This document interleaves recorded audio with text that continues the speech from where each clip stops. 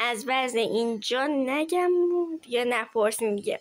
بیاین هم اینجا رو مرتب کنیم، هم خریدای جدید رو با هم بچینیم.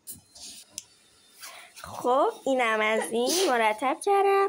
تنقلات رو اینا اینجا، مثلا ژله چیزی برای تزیین اینجا، و اینم ماکارونیا و دیگه همین.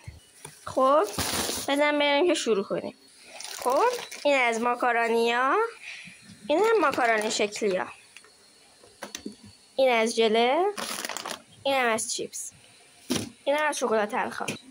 بریم سراغ یخچال. نبینید خودتون بعضی از وسایلاش بیرونه.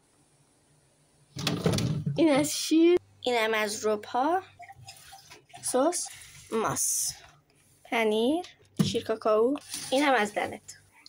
خب این هم از این. امیدوارم که خوشتون اومده. تا خرید بعدی، بای بای.